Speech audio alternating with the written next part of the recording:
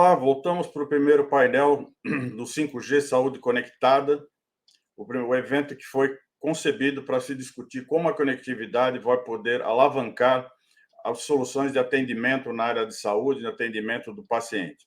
E justamente o painel vai mostrar agora como é que a conectividade está propiciando novas formas de atendimento.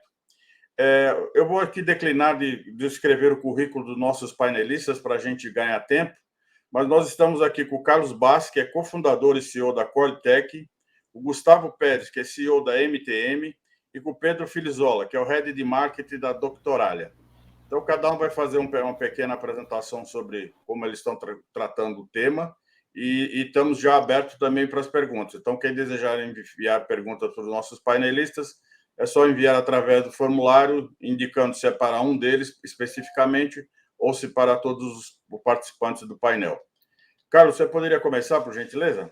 Claro. Bom dia a todas e a todos. Obrigado pelo convite, Claudinei. Agradeço a você, em nome da TI Insight, pela possibilidade de estar aqui com o Gustavo, com o Pedro, ter essa discussão.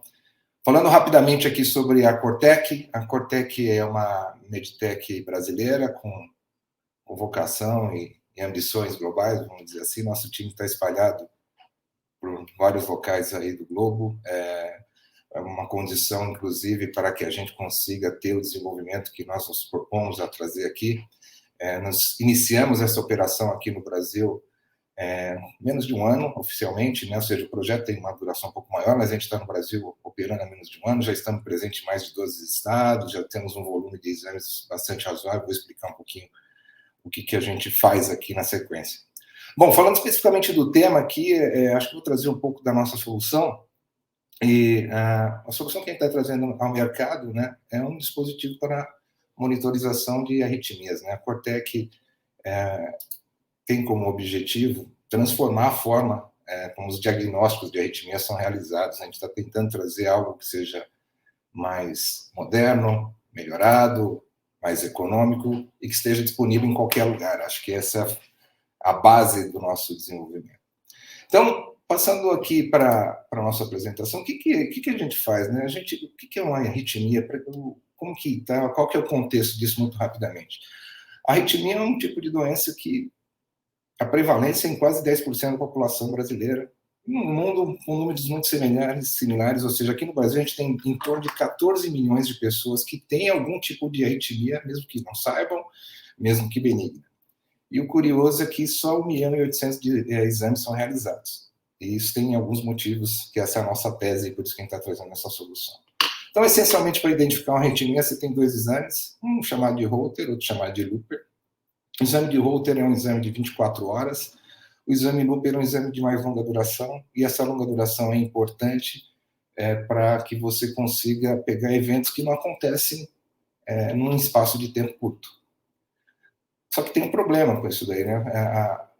O Holter convencional e o marcador de eventos, ou Looper tradicional, eles não trazem muita conveniência para o paciente. É um exame, como vocês podem observar aqui, que a pessoa fica cheia de fios e, vamos dizer assim, diminui a adoção. E mais importante ainda, seja a tecnologia que é oferecida, não só do ponto de vista de conforto do paciente, assim, se você não estende o período de monitorização, que é algo fundamental, a qualidade do diagnóstico é prejudicada. Então, o que nós estamos trazendo essencialmente é uma revolução nesse sentido, para que a gente possibilite, não só do ponto de vista de produto, mas também de modelos de negócio, algo diferente. Tradicionalmente, na saúde, e essa transformação também está chegando, a tecnologia é adquirida do modelo mais convencional, on-premise, você compra equipamento, compra software, treina equipe, faz manutenção, ou seja, a responsabilidade está muito na mão de quem oferece o serviço. E o que a gente está trazendo não é só a transformação do ponto de vista da tecnologia, mas do modelo de negócio, onde a gente oferece tudo como serviço, hardware as a service, a tecnologia completa como serviço, inclusive o serviço de laudo ao final do exame. Então, rapidamente aqui sobre as características, o nosso dispositivo ele é sem fio, ele é resistente à água, a pessoa pode tomar um banho, que era uma dificuldade que tinha, a gente faz exames online, essa é uma característica muito importante. Temos o relatório produzido com AI, ou seja, um pre-report, ou seja, uma informação muito importante para quem faz o diagnóstico. Nós fazemos com um único device a monitorização de 24 horas a 7 dias, uma característica fundamental é que a gente consegue identificar no momento de instalação do aparelho a qualidade do exame. Hoje, por exemplo, se você fizer um exame de 7 dias com uma pessoa com o equipamento tradicional, você só vai saber se esse exame foi bem sucedido ao final do exame, que é um problema, esse volume de reconvocação, sem contar o desconforto do paciente. Então, esses alertas que a gente consegue identificar durante a execução do exame, a qualidade do sinal que a gente captura, são fundamentais. E, no final das contas, a gente reduz muito o tempo de instalação, de produção de resultado, a adesão do paciente, entre outras coisas. Então, muito rapidamente também aqui, qual que é o processo? Se a gente tem um device que é instalado no tórax do paciente, um app que faz a configuração do exame, a duração, onde você verifica a qualidade do sinal que está sendo capturado, ele transporta essa informação, ou seja, faz um handover para o celular do paciente quando é um exame online, o celular do paciente funciona como um middleware que faz a transmissão da informação para o nosso back-end, né, para a nossa área de infraestrutura na nuvem, onde processamos isso com inteligência artificial, a revisão é feita por técnicos e depois por médicos especializados para se liberar o exame. E, essencialmente, a gente tem esses componentes aqui, ou seja, nós temos um device, esse device transmite o dado para um mobile, esse mobile transmite o dado para a nuvem, num exame online, no exame offline ele utiliza um docking de recarga, que ele efetivamente captura também o sinal que foi gravado por um período mais longo e transmite, e essa informação é processada. E aí, uma palhinha do que será a transformação do ponto de vista de 5G para a gente aqui, que já temos projetos aqui em fase de prototipação. Esses dois componentes aqui, que são o mobile e a estação de docking, de recarga e transmissão, ele pode ser embutido já dentro do próprio aparelho usando a tecnologia 5G, que é o que a gente está fazendo. Isso vai permitir com que a gente chegue em locais hoje onde a gente tem uma dificuldade maior. A gente pode ter observado aí na apresentação, né, do TIC pela Luciana, né, não confundi o nome, não. Ou seja, a gente conseguir chegar em onde não era possível anteriormente, porque a infraestrutura ainda é um problema. Para você ter uma ideia, o Brasil tem em torno de 400 mil agentes de saúde, a gente poderia distribuir um aparelho desse para cada um, e ele está já transmitindo o dado e monitorando o paciente onde ele está. Isso é algo fundamental. Hoje, por exemplo, se você pegar no setor público, a fila para um exame de Holter é quase 6 meses. Pessoas que vêm aqui ao Dante Pazanese, aqui, vêm de locais muito distintos, eu estou mencionando o Dante, que é um parceiro da gente, longe para Chuchu, tem que gastar muito tempo, muito dinheiro com transporte, uma vez que esse exame poderia estar sendo realizado lá. Então, vou citar 2 casos aqui do Dante, que a gente fez exames de longa duração lá. Um foi um paciente, 2 tinham síncope, que é um caso, né, um desmaio. E você, para identificar, você tem que estar olhando o paciente naquele momento do desmaio. A gente monitorizou até acontecer o evento, levou 25 dias, o segundo também, menor espaço de tempo, 15 dias. O primeiro deles, ele tinha uma pausa no coração, foi direto para fazer um marca-passo, o segundo não tinha nada. Ou seja, o problema dele era neurológico, você vê a importância que é fazer exames de longa duração, inclusive para a conduta do médico. Então, acho que, finalizando aqui, o que a gente está buscando com a nova tecnologia é fazer com que a nossa missão, de fato, ocorra. Melhorar a saúde e torná-la acessível em qualquer lugar. Perfeito. Obrigado, Carlos. Gustavo, poderia fazer sua apresentação, por gentileza? Vamos lá, gente. Bom dia. Claudinei, obrigado pelo convite. Deixa eu só botar aqui em modo apresentação novamente. Satisfação estar aqui com vocês, com o Carlos, com o Pedro também. Tá? Vamos falar um pouquinho rapidamente, só para contextualizar a MTM. A MTM é uma software house especializada em projetos de transformação digital usando tecnologias proprietárias. Tá? E a área de saúde é uma vertical que a gente atua muito forte. Né? Então, quando se fala de transformação digital em saúde, nós fomos um dos pioneiros apoiando, quando saiu da TI corporativa tradicional e se começou a pensar em projetos de inovação, lá em 2007, a gente publicou no Albert Einstein uma solução para o médico acessar toda a informação do paciente, inclusive raio-x no BlackBerry. 2007 foi quando o iPhone foi lançado, para você ter uma ideia, né? E a tecnologia de nuvem Microsoft foi lançada também. Então, o que a MTM tem feito desde então é atuado com players de diferentes verticais, mas muito com saúde, para ajudar essas instituições nesse processo de transformação digital. Sair do modelo só tradicional, prontuário eletrônico, começar a só pensar em soluções fora da caixa. Né? E nesse processo a gente tem atendido uma série de players na área pública e privada. Né? Então a gente tem uma atuação nesses 2 setores, tá? E um movimento bem interessante que a gente viu, né, como a gente tem muito tempo no mercado, foi esse tópico de atendimento ao paciente, é exatamente essa migração. Lá em 2007, 2008, se pensava muito no médico, era muito centrado do médico. Em 2010, 2011, essa chave começou a virar e se começou a centralizar muito no paciente, né, e como é que a gente melhora o atendimento ao paciente. E o aprendizado que a gente teve, nós éramos, como eu disse, a gente desenvolve tecnologia proprietária, é que a gente percebeu que cada hospital, cada operação tem uma dinâmica muito peculiar. Tem hospitais que são só pediátricos, por exemplo, a gente está fazendo um projeto com o Sabará agora, que é hospital só pediátrico, que tem uma dinâmica completamente diferente de hospital de crônicos ou um hospital que atende SUS, por exemplo. E aí, o que a gente, em termos de tecnologia, o que a gente tem é a plataforma low code, que já vem com uma série de funcionalidades prontas, mais a possibilidade de customizar isso para o cliente, tá? Só para contextualizar e deixar mais claro, exemplos de soluções que a gente desenvolve, ou já desenvolveu, e projetos que a gente desenvolveu usando essas tecnologias. No Albert Einstein, por exemplo, isso era um pouco mais focado no médico, mas o paciente era muito impactado. Na aplicação do médico que nós tínhamos desenvolvido, a gente colocou um processo de notificação de achado crítico. Aquele paciente que muitas vezes pegava um laudo de exame, que fazia o exame no laboratório do Einstein e tinha um achado crítico, ele ia para casa e às vezes ficava em negação e não avisava o médico. E voltava meses depois já em um estado muito avançado da doença, só porque o médico não foi informado. E a gente criou todo um processo, o Einstein identificou, e a gente criou todo um processo para o médico ser disponibilizado. Para vocês terem uma ideia, o médico não só recebeu um alerta, como ele poderia ligar para o radiologista na hora para discutir o caso. E aí, dali, já poder ligar para o paciente. Então, tornava o processo muito mais fluido e, obviamente, no final do dia, salvava vidas, né? Se beneficiava o paciente, se beneficiava o médico, se beneficiava o plano de saúde, todo mundo se beneficiava nessa cadeia. A gente fez um projeto com o Grupo Fleury, nós fizemos vários projetos no Grupo Fleury, e um deles foi o processo de atendimento, porque atendimento ao paciente ele pode ser pensado tanto do ponto de vista clínico, mas também do ponto de vista operacional, né?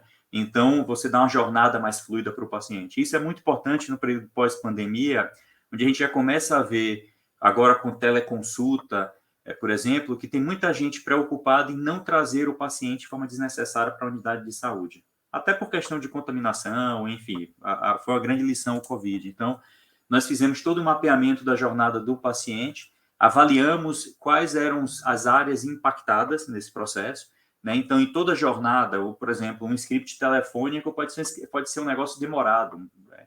Você pode levar até 7 minutos no telefone, né? Passando todos os exames, o pessoal dando retorno, checando se o plano atende ou não. E soluções simples ajudam a agilizar esse processo.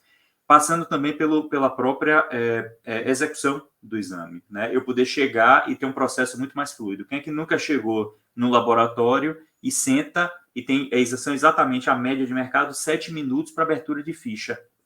São 7 minutos a gente parado ali, criando um backlog, e mais o laboratório tendo horas de pico e horas de ociosidade. Tanto que a escala média de um laboratório são 6 horas da mão de obra. Né? Então, você pode olhar sobre várias dimensões, né? A experiência do paciente, a experiência do médico, que precisa ter essa informação rápida, receita, custo operacional e impacto. E nós quebramos esse processo e aplicamos transformação digital, não em todos os itens aqui, mas a gente já deixou pronto para se pensar como aplicar a transformação digital, app, WhatsApp e outras tecnologias. Tá? E aí a gente fez todo um processo do paciente ele poder ser notificado com 24 horas antes de antecedência. Em 2011, mais ou menos 2012, a gente começou um projeto com a Qualcomm, que o Claudinei conhece bem, o Francisco lá da Qualcomm, né? Foi o que chamou a atenção da gente para a área de saúde pública. A gente começou a iniciativa, esse foi um viés mais clínico, de monitoramento de pacientes crônicos, no caso aqui com diabetes tipo 2, via dispositivos móveis. Nós realizamos um estudo clínico, esse estudo foi realizado pela UERJ, a Universidade do Estado do Rio de Janeiro, onde a gente disponibilizou kits para esses pacientes e monitorou a hemoglobina glicada pré e pós-intervenção, para entender se a gente conseguiria impactar a saúde pública. Esse foi um projeto que a gente aprendeu muito, foi executado no Complexo do Alemão, na Clínica Zilda Arnes. Esse projeto já ramificou para um outro projeto que a gente está implantando em Campina Grande para monitoramento de gestantes de risco e nos deu grandes lições, que mostrou que a gente pode aplicar as mesmas soluções que a gente aplicou no Fleury, no Albert Einstein e outras instituições que atendem geralmente uma classe A, B, uma classe mais elevada. Na saúde pública, a saúde pública está pronta, as pessoas têm dispositivo móvel, as pessoas têm conectividade. Eu fiquei impressionado. A gente dava o tablet, esse é o tópico aqui, a gente dava o tablet para as pessoas, e as pessoas perguntavam se podia usar o seu aparelho, se as pessoas podiam usar a sua internet. Né? Então, isso já é uma realidade também. A gente pensar, e essa foi uma grande lição desse projeto, nós conseguimos resultados positivos, a gente impactou, isso está sendo publicado. Agora, esse era o kit que era disponibilizado, então a Qualcomm financiou todo esse projeto e a gente executou. Né? E a gente aprendeu muito, tanto que a gente está indo para acompanhamento de gestantes de risco. Mas o principal é isso. A gente percebeu que tem um espaço brutal na saúde pública, onde tecnologia e conectividade pode ajudar a resolver o problema. Tá? Basicamente é isso. Então, a nossa experiência, tanto do lado do médico quanto do lado do paciente. Tá bom? Perfeito. Agora eu gostaria de convidar o Pedro para a sua apresentação, Pedro. Vamos lá. Tudo bem, pessoal? Bom dia. Prazer enorme estar aqui hoje, junto com o Carlos, com o Gustavo, com você também, Claudinei. Eu sou o Pedro Filizola, Head de Marketing da Doctoralia, e eu vou falar o que a Doc tem feito para poder alavancar o atendimento do paciente através da conectividade. Explicando rapidamente quem somos nós, a Doctoralia faz parte do grupo Doc Planner, que é o maior marketplace de serviços de saúde do mundo, ou seja, como se fosse o Uber dos médicos. A gente conecta profissionais de saúde com pacientes através de um portal onde esse paciente pode escolher o médico e marcar consulta com poucos cliques. Tudo pela internet, qualquer horário e sem precisar pegar o telefone para poder ligar para o consultório ou para a clínica. A empresa nasceu lá na Polônia e é o primeiro unicórnio do país. Uma estratégia bem clara de crescimento orgânico, mas também através de fusões e aquisições. Hoje já são 10 marcas presentes em 13 países, maioria Europa e América Latina. E no grupo são 55 milhões de usuários únicos, pessoal, e mais de 15 milhões de agendamentos de consultas por mês. Aqui no Brasil, a gente está prestes a completar 6 anos de atuação e já são 21 milhões de usuários únicos por mês, 6 milhões de agendamentos de consultas mensais, mais de 700 mil profissionais de saúde cadastrados na nossa plataforma e quase 2 milhões e meio de opiniões de pacientes. O Brasil tem puxado o crescimento do grupo como um todo e hoje é a operação que mais gera receita globalmente. A nossa missão, pessoal, é tornar a experiência da saúde mais humana, reduzindo o tempo de dor do paciente. E a gente faz isso usando a tecnologia, através desse portal que eu comentei, que conecta esses médicos com os pacientes, e também oferecendo um software que cuida de toda a jornada, para poder agregar valor à experiência de quem visita esse consultório, clínica ou hospital. O que a gente tem visto, pessoal, cada vez mais? Que a transformação digital ela mudou o comportamento do consumidor, do cliente e do paciente. Esse paciente é um paciente que fora do consultório ou da clínica, ele já, por exemplo, é o passageiro que faz uma viagem e avalia o motorista pelo seu smartphone. Ele é o usuário que pede comida, né, para entrega, com tour, restaurante. E ele é o viajante que reserva e avalia hotéis utilizando o celular da palma da sua mão. Ou seja, é um usuário totalmente conectado e acostumado com essas experiências. E por que seria diferente na saúde? A gente acredita que esse usuário, esse paciente, ele quer ter a mesma facilidade e os mesmos comandos que ele tem na hora de poder cuidar dele e da família dele. Então, o que isso quer dizer para a gente aqui, pessoal? Que o setor da saúde, ele deve se conectar cada vez mais com esse paciente, se adequando às suas necessidades e comportamentos. E quando a gente fala de experiência na saúde, nós estamos falando também da jornada do paciente, onde existem aí várias etapas que compõem o tratamento de alguma doença. O Gustavo muito bem trouxe esse conceito, que é algo que a gente vive aqui, respira no dia a dia. E é importante ressaltar, eu acho que vale a pena, um parênteses aqui, de que a consulta, pessoal, ela é apenas uma dessas etapas. Porque existem pontos de contato antes e depois que são fundamentais. E é exatamente cobrindo cada uma dessas fases, desses touch points, como a gente costuma chamar aqui, e agregando valor a cada uma delas, que a Doctoralia entra. Como, por exemplo, o agendamento, oferecendo uma forma muito simples de marcações de consulta a qualquer horário pela internet. Uma forma do paciente poder fazer a escolha do seu profissional que melhor vai atendê-lo com base em critérios claros, opiniões, avaliações. Na pré-consulta, com lembretes automáticos enviados por e-mail, WhatsApp, SMS, que reduzem em até 65% a taxa de no-show, não comparecimento. Na fase da consulta, com um software completo, que conta com recursos como prontuário, prescrição eletrônica, sistema financeiro e contábil, ferramenta antiglosa, certificação SBIS, e além disso, oferecendo a possibilidade de realizar essa consulta também à distância, com uma solução de teleatendimento, de telemedicina, segura e estável, com poucos cliques e sem instalar nada no aplicativo, no celular, o médico e o paciente podem ter esse contato à distância. E no pós-consulta e fidelização, com campanhas de marketing estimulando o paciente a voltar para uma nova consulta, pedindo opiniões sobre essa consulta de forma automática e contribuindo para a maturação dessa reputação digital. Então, pessoal, no final das contas, né, o que a gente acredita? Que a tecnologia e a conectividade, elas são importantes aliadas nessa jornada. E o nosso flywheel aqui, ele é pautado por 3 pilares. O primeiro deles é a automatização das burocracias, reduzindo, no final das contas, as tarefas manuais e operacionais que pouco agrega nessa jornada, principalmente do médico e também, né, do paciente. Na transformação digital na saúde, a gente falou bastante sobre isso, acredito que a gente vai explorar aqui também durante o debate, com os especialistas e clínicas abraçando a tecnologia e entendendo que o paciente está cada vez mais online, não tem como fugir dessa realidade, e oferecendo uma solução para que os médicos possam ser protagonistas dos seus resultados, e não fiquem apenas dependendo da indicação do boca a boca. E com isso, eles conseguem ter mais tempo para o que realmente importa e o que eles sabem de fazer melhor, que é se dedicar para cuidar dos pacientes.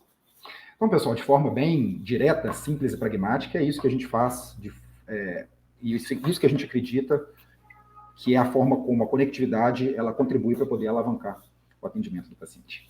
Perfeito. Bom, eu gostaria de começar aqui o nosso bate-papo, né, fazendo uma pergunta geral para vocês. Do ponto de vista de vocês, o que impede um avanço maior do uso de soluções que impliquem conectividade para atendimento dos pacientes, atendimento da população, né? Como a gente viu na palestra de abertura do TIC Saúde, ainda nós temos muito a caminhar em relação ao oferecimento de soluções conectadas, que eu creio que você consegue democratizar e dar maior transparência ao uso da saúde para a população. Vocês acreditam que é uma questão de custo, é uma questão de cultura, é uma questão de deficiências de tecnologia para chegar em locais mais distantes? E qual a expectativa de vocês em relação agora a um avanço com a chegada do 5G? Posso começar? Quer começar, Carlos? Carlos. Posso começar. Eu acho que é uma combinação de tudo isso que você disse, Claudinei. Ou seja, tem um pouco de tecnologia, tem um pouco de infraestrutura, né? Tem um pouco de falta de cultura, ou seja, não é um fator isolado. O que a gente observa é que, acho que o Pedro estava falando um pouco disso, o paciente já começou a ter essa necessidade, né? Então, ele está levando isso, ele está levando essa necessidade.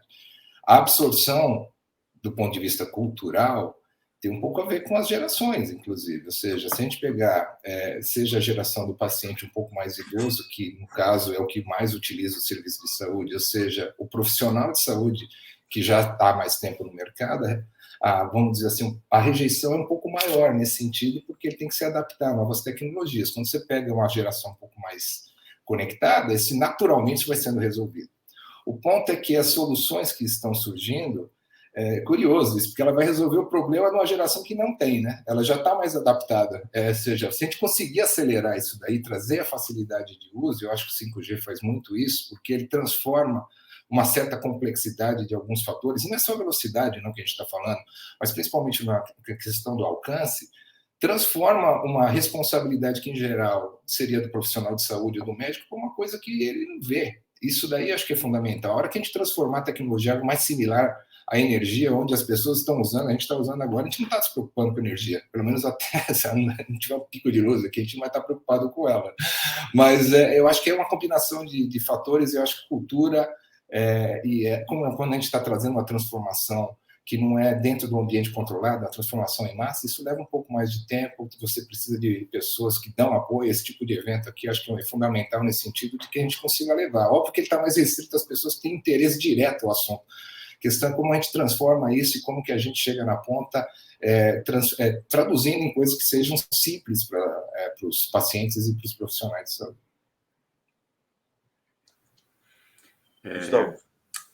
Eu acho que eu concordo com o Carlos, eu acho que é uma combinação. Antes de mais nada, tem um problema. Eu vivi transformação digital em saúde desde 2007. Não se falava em startup, né? Em 2007. Eu brinco que eu mudei completamente, inclusive, meu perfil. Eu andava de paletó e gravata visitando todos os hospitais, né? Hoje a gente não usa mais.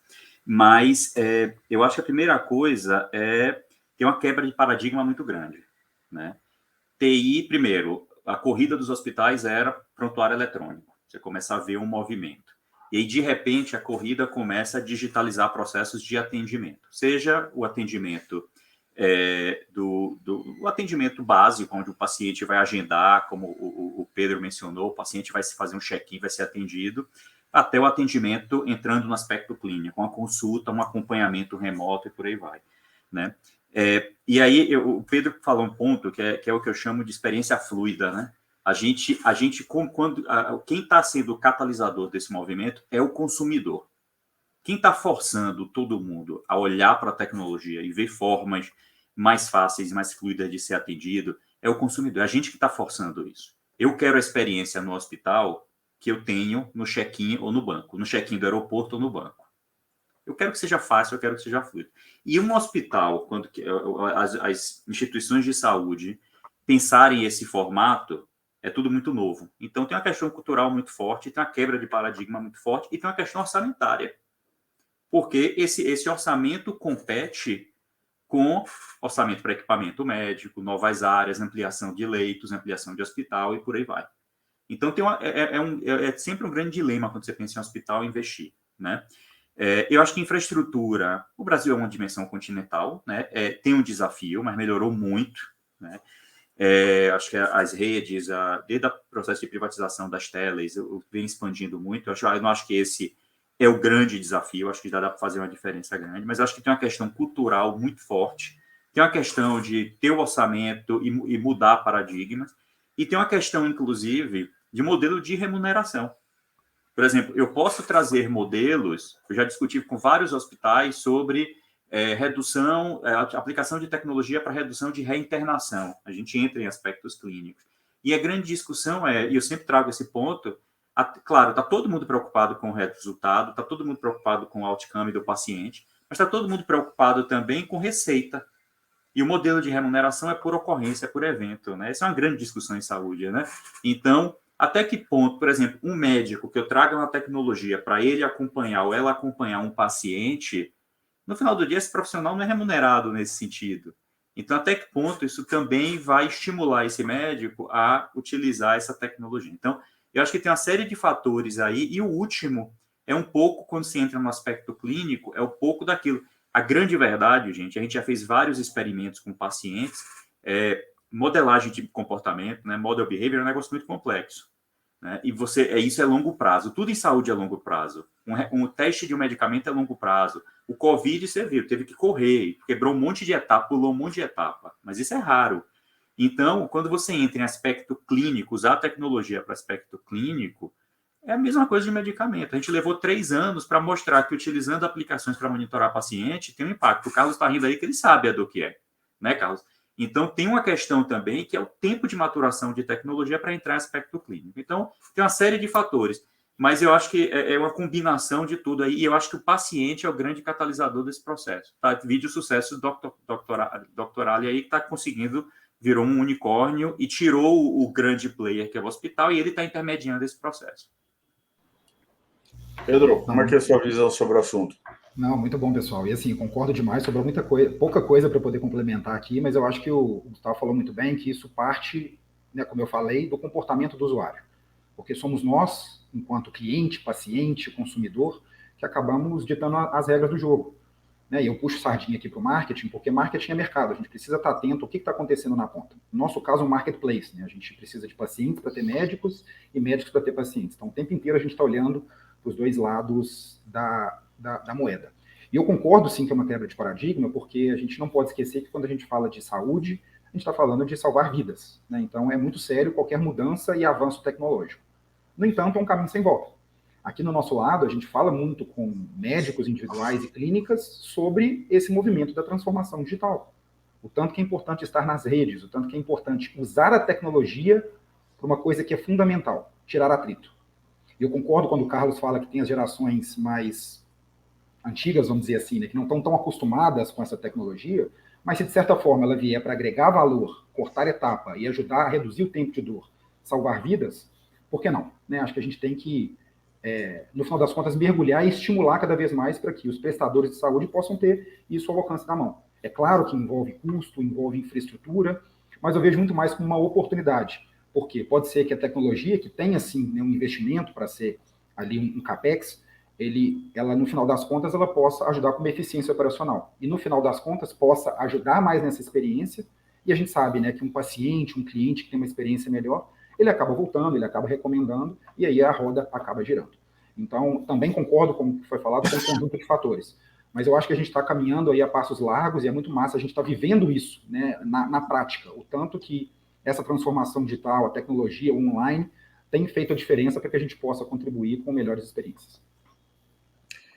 Uma coisa que me chamou a atenção na pesquisa que foi apresentada pelo CETIC é a questão da telemedicina. A gente esperava que, com a pandemia, tivesse havido um grande avanço na telemedicina. E os números ali mostram que praticamente não houve qualquer alteração no atendimento através de telemedicina, né? E, por outro lado, houve um crescimento na área de nuvem, né? Quer dizer, eu acho que aí é uma questão mais da gestão das organizações que viram, obviamente, na nuvem uma solução de custo-benefício maior do que você manter infraestruturas próprias, né? Como é que vocês estão vendo essa questão da telemedicina? Vocês estão vendo um avanço mesmo? A gente está patinando? Porque tem muitos profissionais dizendo que falta competência para as pessoas trabalharem com as soluções de telemedicina. E também um modelo de negócios, onde o custo da consulta ficou muito menor do que o custo da consulta presencial, e isso estaria, de certa forma, afastando os médicos do uso de telemedicina. Como é que vocês estão vendo essa questão? Posso começar com essa aqui, pessoal? Pode, eu acho que a telemedicina é um grande avanço, tá, Claudinei? Porque é a oportunidade que a gente tem de capilarizar o atendimento à saúde e não ficar restrito a quem mora nas capitais, que tem acesso aos hospitais. Então, eu acho que foi um baita de um avanço que só foi permitido pelo avanço da tecnologia e pela conectividade. Aqui na Doctoralia, a gente sempre levantou essa bandeira. Tanto que logo quando foi decretada a pandemia, a gente correu para oferecer essa solução para os profissionais de saúde cadastrados na nossa plataforma. E já foi inserido essa solução, como eu falei, estável, segura e com poucos cliques, no plano que esse médico, essa clínica já tinha com a gente. Então, logo no início, a gente fez uma parceria com a Prefeitura de Curitiba e disponibilizou isso para que esse primeiro atendimento pudesse ser feito. E agora, né, em março, a gente completou 3 anos aí da Portaria 467, que regulamenta a telemedicina, e no nosso caso foram 3 milhões de teleconsultas realizadas através da nossa plataforma.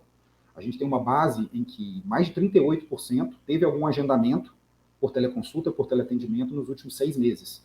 Então, assim, a gente acredita muito. É claro que exige infraestrutura, que exige internet, que exige um smartphone, mas eu acho que, como eu falei, uma possibilidade de capilarizar o atendimento e, de certa forma, até trabalhar com a medicina reativa, claro, mas também a preventiva. Acho que com relação à consulta especificamente, né, Pedro, eu acho que é fundamental e talvez seja um dos elementos aí que cria uma dificuldade adicional, é essa relação médico-paciente, né? Ou seja, isso sempre foi um obstáculo para você começar a fazer um atendimento sem ter um exame físico e tudo mais, que foi, obviamente, superado em grande parte aí durante a pandemia, porque criou um tipo de restrição que não existia. Eu tive experiência de ter startup nesse setor em anos passados. Em 2015, ela foi adquirida pelo Hospital Oswaldo Cruz, que a gente fazia atenção primária à distância, mas não tinha um evento catalisador e essa relação médico-paciente sempre foi um obstáculo. Eu não sei como seria hoje. Por outro lado, quando a gente fala do diagnóstico, esse tema não surge tanto. Ou seja, a relação médico-paciente já existiu, você pode fazer o diagnóstico na casa do paciente, porque ele já foi solicitado pelo médico. Então, essa barreira, para nós, hoje é um pouco menor, mas, assim, em termos de evolução, a combinação ideal para a gente é as duas coisas. O paciente ser atendido à distância e poder ser diagnosticado à distância. Essa combinação de fatores que vai fazer, de fato, a gente conseguir chegar em pontos e oferecer o tipo de serviço que hoje a gente não consegue. Então, de novo, uma série de pequenos fatores culturais, seguramente um deles aí, né, de novo, né, que cria esse tipo de obstáculo, mas acho que ele está removendo aos poucos, e vocês aí, a doutorada, são um exemplo disso, vocês estão conseguindo fazer isso com um volume muito representativo, a gente também está chegando lá, ou seja, a combinação dessas coisas e de novas tecnologias e novas ideias, novos modelos de negócio, que às vezes são obstáculos também para a adoção, acho que a gente vai chegar lá. Eu acho que sinceramente, fricção se comparado ao modelo tradicional de ir no médico. Eu acho que, primeiro, tem questões específicas que a gente vai no médico, precisa ter um exame físico, o médico precisa tocar, precisa sentir, enfim. Só que quando você pensa, todos nós temos, por exemplo, eu tenho um filho e tenho um pediatra, ele tem uma pediatra, né? A gente nem pensa em teleconsulta. Não é uma coisa discutida, não é uma coisa falada, né? Ela, assim, simplesmente agenda e vai. Nunca foi oferecido. Então, para as pessoas que têm os seus médicos, eu não acho que... Não é aquela coisa que está sendo falada, a gente tem aqui, se você quiser agenda, você faz... Enfim, né, dependendo da situação, essa médica, essa pediatra, poderia ter essa opção para uma eventualidade que meu filho precisa ser visto, mas não ter feito um exame físico, uma triagem... Já conhece, né, o paciente, exato, né, Gustavo? Então, eu assim, simplesmente não é oferecido. Eu acho que isso aí é um pouco de... cria uma fricção no processo, ela não tem, eu não pergunto, ela não oferece, e simplesmente a coisa não vai. Né? Por quê? Diferente, por exemplo, do doutorária, que eu vou e pesquiso o médico e faço o processo. Ali é super zero fricção. Né? Eu faço todo o processo, eu pesquiso o médico, eu avalio o médico, eu vejo, eu agendo, eu vou, o médico é remunerado. Né? Talvez, e aí eu acho que tem um desafio do ponto de vista comercial. Eu não estou nem falando de hospitais, estou falando do médico mesmo, que é o processo de oferecer isso de forma... são 300 mil médicos, né? Nem todos adotariam uma solução dessa, mas você oferecer, criar uma rede, criar uma solução que você ofereça para o médico, explique ao médico, é uma estrutura comercial muito pesada. Alguém para chegar teria que ser, por exemplo, a indústria farmacêutica, que já tem um monte de representante e vai lá o tempo inteiro. Né? É diferente, ou seja, se eu montasse uma solução hoje, por exemplo, tudo que diz respeito a montar solução para oferecer para a clínica, eu tenho resistência, porque eu não tenho essa capilaridade de venda. Né? Então, eu tenho uma certa dificuldade. O Doctoralia é uma solução para isso, ele resolve. Mas, por exemplo, a minha médica não me ofereceu. Então, acho que tem uma questão cultural muito forte, e eu acho que é uma questão simplesmente da dinâmica do processo mesmo, que não foi adotado, ela não oferece, eu não pergunto, e a gente já está acostumado. Talvez as novas gerações mudem. Né? Agora, se eu for para uma outra cidade que eu não conheço, meu médico não recomenda alguém, não conhece alguém, aí sim eu vou buscar outra solução. Então, tem essa relação de confiança, mas eu acho que é da dinâmica mesmo, e acho que é uma questão de tempo. É lento, mas eu acho que isso muda com o tempo. Curioso você ter mencionado isso, Gustavo, porque esse foi um dos caminhos que nós adotamos aqui para poder chegar em locais onde a gente não chegaria tradicionalmente, porque montar uma equipe como a indústria farmacêutica tem, né, é complexo, principalmente para startups, e evidentemente existem interesses que são complementares, ou seja, a gente pode pegar o próprio exemplo aqui da Doctoralia, eles chegam em médicos que eu ainda não cheguei. Eu não consigo levar essa comunicação de forma tão efetiva como eles estão levando. Então, acho que, no final das contas, esse tipo de parcerias que você vai estabelecendo, e quando você encontra esses interesses comuns, eles são muitos, aí sim você favorece muito a forma de você chegar e entregar essa oferta no local onde deveria estar sendo entregue. Quer dizer, é um problema, na verdade, de criação de um ecossistema, né? Onde essas soluções podem ser levada ao consumidor, ou no caso o paciente, né? De uma forma indireta através de parceiros, né? E não simplesmente cada um ter a sua própria luta no mercado, né?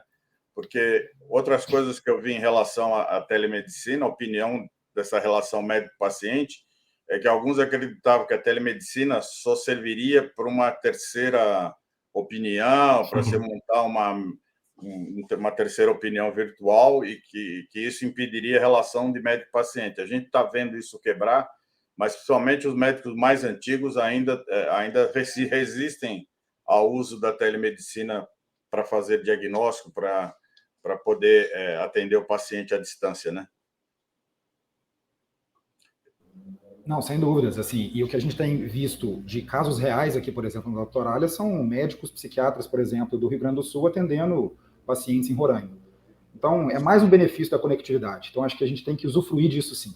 Concordo que é uma quebra de paradigma, e também, como, né, o próprio Gustavo falou, em alguns momentos é simplesmente falar sobre isso, disponibilizar. E eu acho que num primeiro momento, sim, houve essa resistência, mas, assim, o meu caso, eu moro em Belo Horizonte, tenho acesso, né, a bons hospitais. Se eu pudesse ter todos os meus atendimentos à distância, eu teria. Pegar trânsito, colocar roupa, né, enfim, para quê? Se eu puder ter a distância e for ter a mesma qualidade, né, eu acho que isso, no final das contas, agrega valor para mim, no meu caso. Né? E quando a gente está falando de outros polos também, isso, sem dúvidas, ajuda, né, no tratamento da dor. Porque a gente sabe que uma pessoa, um paciente, quando está com dor, né, a dor não espera, ele quer resolver o quanto antes. Perfeito. Bom, e nessa linha aí, só complementando o que o Pedro disse, né, ou seja, o atendimento à distância, no nosso caso, o diagnóstico à distância significa outra dor, ou seja, se ele fez, vamos supor que ele teve um atendimento presencial, ele vai ter que depois chegar em casa, fazer um outro agendamento, fazer tentar buscar um período para fazer um diagnóstico que ele poderia estar fazendo ou em casa, que poderia já estar fazendo em casa, enviando o equipamento para ele, que é um dos modelos que nós temos, ou no próprio consultório ele já sai monitorizado. Ou seja, esse tipo de pensamento para encurtar, né? Vocês falaram um pouco aí da jornada do paciente. A jornada do paciente é muito dolorosa. Às vezes, entre a primeira consulta e o desfecho clínico, isso leva meses. E, às vezes, casos muito simples você poderia resolver numa única consulta. Acho que esse é um grande desafio mesmo, que é entregar para o paciente o desfecho clínico no menor tempo possível. O ciclo, no caso do seu caso especificamente, é muito demorado, né? Porque ele tem que marcar a consulta, depois marcar uma consulta para colocar o holter, depois ter outra consulta para tirar o holter, outra para saber o resultado. E ele tem que torcer para dar tudo certo no meio do caminho. Se tiver alguma falha, ele vai ter que refazer. Então é muito ruim, né? Isso daí, obviamente, que trazendo tecnologia, a gente vai resolver esse tipo de problema e a gente está nesse caminho. Uma solução que pode ser real time, demora meses, né, para se resolver. Bom, pessoal, infelizmente a gente está chegando aqui ao final do nosso painel. Acho que tem bastante questões aí para a gente debater. A gente vai estar também apresentando outras discussões aqui no andamento do nosso evento. Então, eu gostaria que vocês se despedissem da nossa audiência e fizessem aí suas considerações finais. Bom, primeiro, muito obrigado aí novamente pelo convite. Foi um prazer aí estar com o Pedro. O Gustavo não nos conhecia ainda. Acho que a gente tem muita coisa para conversar. Estou à disposição aí do pessoal que quiser saber um pouco mais a respeito da Cortec e dos assuntos que a gente tratou aqui. Muito obrigado a todos. Obrigado. Gustavo. Agradecer, Claudinei, o convite, né? Dizer que é uma satisfação, né, estar com você aqui, com o Pedro, com o Carlos. Estou à disposição também, o Carlos, o Pedro também, se achar que tem alguma sinergia. Concordo que unir forças é o mais importante, é uma área complexa, uma área difícil, né? Então, me colocar à disposição. Até agradecer mais uma vez. Maravilha. Claudinei, obrigado pelo convite, né, em nome da TE Inside. Carlos, Gustavo, um prazer debater aqui com vocês. A gente espera que tenha agregado valor aí à nossa audiência e acho que, como foi falado, a gente está na mesma missão aqui, que é revolucionar o mercado da saúde através da tecnologia. Então, vamos juntos. Grande abraço. Okay. Bom, quero agradecer a participação de todos vocês. Espero vê-los no nosso Fórum de Saúde Digital em junho, lá no WTC. Já estão todos convidados. E na próxima ocasião, para a gente continuar discutindo o tema, que eu acho que é bastante relevante. Muito obrigado, pessoal.